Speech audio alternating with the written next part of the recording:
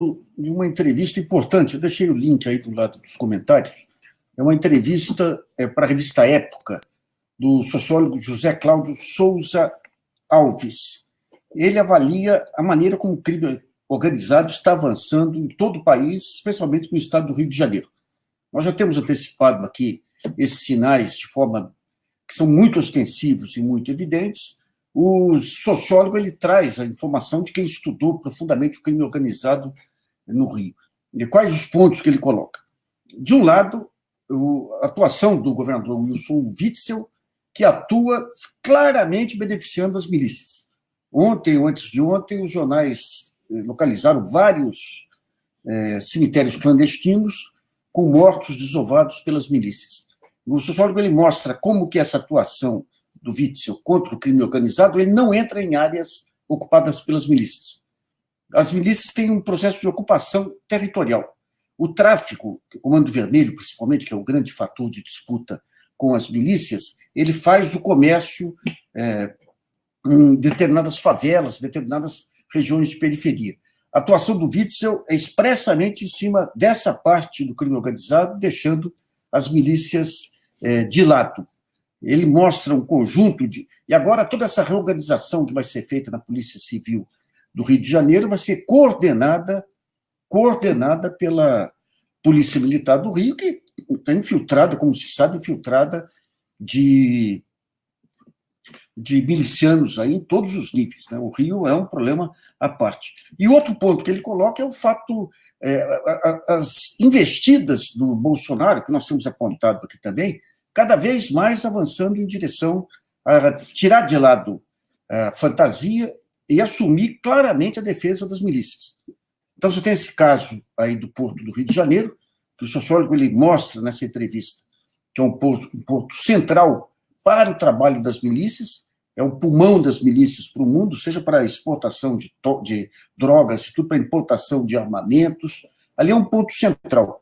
E houve uma interferência direta do Bolsonaro tentando tirar o responsável pela Receita que fiscaliza o local. Ele conseguiu afastar o diretor-geral da Polícia Federal do Rio de Janeiro, que é um sujeito que conseguiu grandes avanços contra o crime e avançou muito nessa questão da morte da Marielle lá e das conexões de polícia militar com as milícias. Então, claramente, ontem ele anunciou também que vai dar um indulto de Natal para pessoas que vocês vão ver, pessoas policiais que foram condenados injustamente por pressão da mídia. Ou seja, todo esse campo do Bolsonaro mostra um avanço extraordinário das milícias. E veja bem, nós estamos falando daquelas medidas diretas.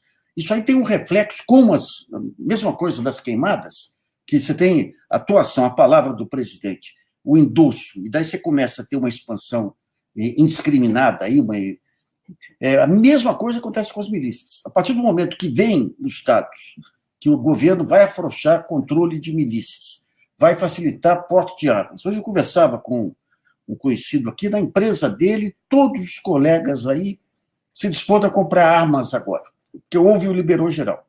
Então a Polícia Federal achou que ia estabelecer algumas restrições para poder controlar a venda de armas, não vai conseguir. E isso é mais um ponto dominado pelas milícias, e mais que isso, armando milícias armadas aí, armando milícias para quando as Forças Armadas resolverem intervir nessa questão de segurança nacional. Então, digamos, é um passo complicado isso que está ocorrendo. Do outro lado, você tem essa questão do meio ambiente, que praticamente queimou Bolsonaro aí com o Partido Republicano, como nós já antecipamos outro dia. O Bolsonaro, agora você tem a saída do Eduardo Bolsonaro, que se encontrou com o Trump, fez um carnaval, você tem Eliane Cantanhede apresentando como uma grande vitória, porque conseguiu isolar Macron, teve que ser corrigida pelo Guga Chakra, lá que... Gente, o que ocorreu é o seguinte, o sujeito vai lá, é recebido informalmente, como se fosse um bico lá, para tirar uma fotografia ao lado do Trump. O Trump não vai desfeitear o aliado aqui, mas não deu uma nota oficial, não incluiu a visita na agenda, e a parte mais absurda dessa história, as duas partes absurdas, uma é o sujeito e vai lá nos Estados Unidos para receber apoio do Trump para sua indicação como embaixador. Isso é só um país caindo pelas tabelas, Um país aqui africano, com todo respeito à África aí, um país, uma republiqueta latino-americana para acontecer um negócio desse. O sujeito que vai nos Estados Unidos como embaixador, ele vai defender os interesses do Brasil em relação aos interesses americanos. Vai encontrar pontos em comum, mas vai encontrar pontos em que o interesse brasileiro não bate com o interesse americano. O sujeito vai lá e pede a benção para o presidente dos Estados Unidos para representar o Brasil. O que isso significa quando tiver embates em que os interesses sejam divergentes? Então, isso aí não existe em nenhuma parte do mundo. Outra coisa é que ele teria conseguido apoio do Trump para isolar Macron. Que apoio, gente? O cara foi tomar um café lá e tirou uma foto, não sei se fez um selfie lá. Isso é uma besteira monumental, né? O que está acontecendo nos Estados Unidos já começa a ter mais sinais aí, os correspondentes estão atentos ao que está acontecendo lá, ainda não entraram claramente nisso, mas realmente aquilo que nós colocamos, né? O Eduardo Bolsonaro e o Bolsonaro pai também se tornaram figuras tóxicas aí, principalmente no momento em que essa questão do tempo, questão ambiental, se torna um dos pontos centrais, vai se tornar um dos pontos centrais das eleições do próximo ano nos Estados Unidos. E daí nós voltamos para a questão brasileira aqui. Né? Você tem essa tentativa do Bolsonaro, dos lobistas americanos e brasileiros, de fechar acordos com grandes empresas para montar negócios correndo aqui para mineração e outros pontos da Amazônia, sem cuidar dessa questão da preservação ambiental. Dá para fazer uma exploração econômica racional. Isso aí depois que cai, nem que depois caia Trump, mesmo com Trump aí, isso aí vai ser uma mancha indelével na imagem do Brasil. A cada dia que passa, você tem mais informações, por enquanto, de empresas se recusando a comprar produtos que venham da Amazônia. Então, está restrito aquilo lá, porque são empresas brasileiras instaladas no Brasil, que compram leite, carne e tudo, estão recusando em função da questão ambiental. À medida que vai se ampliando isso aí, todo o agronegócio brasileiro vai ser afetado, não apenas para as vendas internas, mas principalmente para a exportação. Então, digamos, eu continuo apostando que o Bolsonaro não chega até o final do governo. É muita idiotice, é muito risco para o país. Essa história, você começa a pipocar, à medida que vai enfraquecendo, começa a pipocar agressões e começam os porões a aparecer. Hoje, essa invasão aqui no bar, um bar aqui de imigrantes, aqui, o Al Jazeera, que tem aqui na Bela Vista, o sujeito jogando gás lacrimogêneo, privativo da polícia. Então, tem fotos, aí tem vídeos, aí dá para chegar neles. Em vários locais, aí bolsonaristas, aí animalescos, aí invadindo shows, Mas são operações isoladas aí de pessoas que estão vendo esse esgarçamento gradativo e fundamental do Bolsonaro. Resta saber Sérgio Moro. Sérgio Moro virou uma figura decorativa. Agora, é interessante, seria importante a Polícia Federal, o pessoal está investigando os hackers aí, se prevenirem contra os hackers da Polícia Federal. Provavelmente estão no comando da Polícia Federal. Então, você tem lá o pessoal fazendo um trabalho técnico, daí levanta dados de uma mensagem que um hacker vira para o outro, melhorou a situação, alguma coisa assim. Daí você tem um vazamento que certamente vem dos moristas que estão na Polícia Federal, não é a Jazeera, não, desculpe, ela Jania, obrigado, Leandro. Vem um vazamento tentando ligar esse caso à questão do dossiê Intercept. Agora é interessante, nós estamos preparando aí no GGN, nós estamos preparando aí um documentário sobre a influência americana na Lava Jato. E é interessante ver o papel, o DHS, um dos departamentos principais da DHS, que trata com espionagem industrial. Aliás, estou assistindo esse filme do Snowden, vale a pena vocês assistirem o filme do Snowden, principalmente aqueles que acham que é teoria conspiratória dizer que a CIA conspira, né? Que são os idiotas da objetividade, que nem dizia Nelson Rodrigues. Né? Mas é interessante que essa ida do Sérgio Moro lá para os Estados Unidos, vocês se lembram? Logo que começou a estourar essa questão aí dos grampos e tudo, eu acho que foi antes de começar a série do Intercept, mas já se sabendo que tinha havido do grampo, que ele se manda para os Estados Unidos, que havia lá em loco como que era o trabalho na fronteira, é evidente que não era isso. Ele foi buscar com os aliados lá informações sobre de onde que podem pode ter vindo os hackers aí para tentar estabelecer rapidamente alguma estratégia para poder desmoralizar a operação.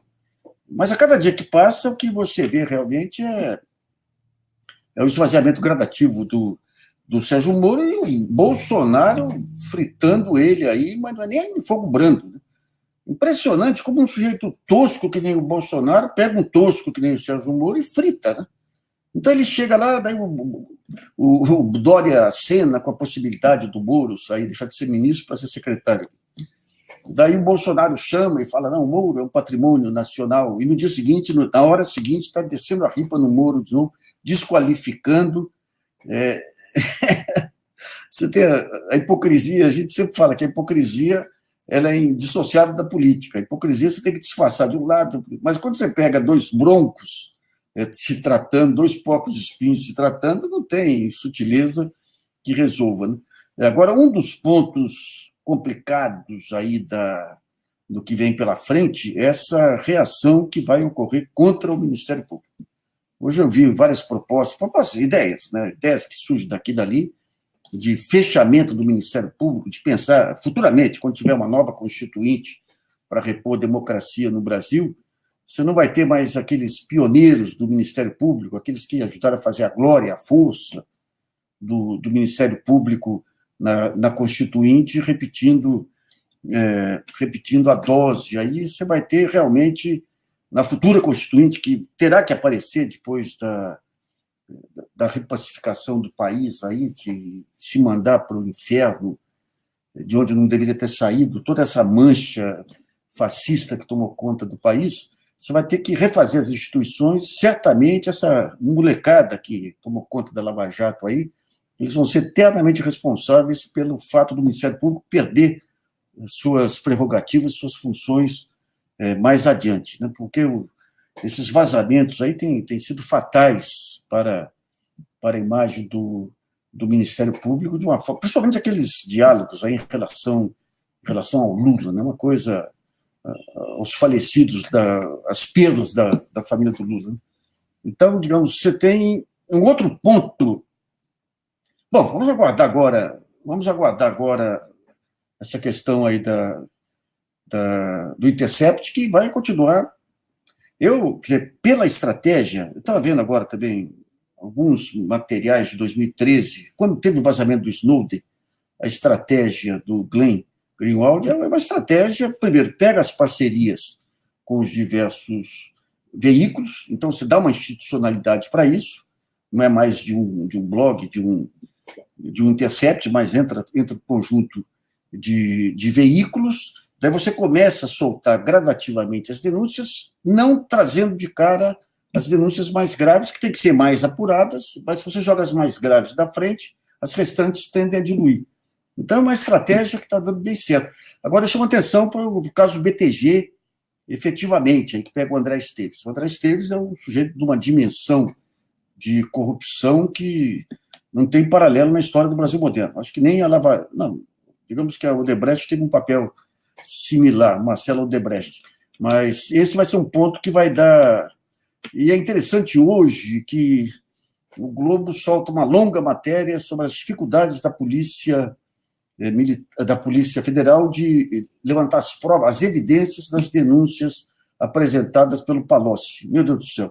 Essas denúncias, quando envolviam o período eleitoral, não eram nem denúncias formais, mas meras declarações, eram aceitas contra o Lula, contra o PT, eram aceitas rapidamente, sem nenhum tipo de checagem, sem nenhuma busca de evidências maiores e dadas como verdades absolutas. Mas antes assim, hoje em dia, de tratar com rigor essas denúncias, ainda que beneficiando não, tratando como justiça pessoas que são bem suspeitas, do que aquele período anterior de qualquer suspiro era utilizado para assassinar reputações e para implicações políticas. Pessoal, ficamos por aqui. Uma boa noite para vocês aí.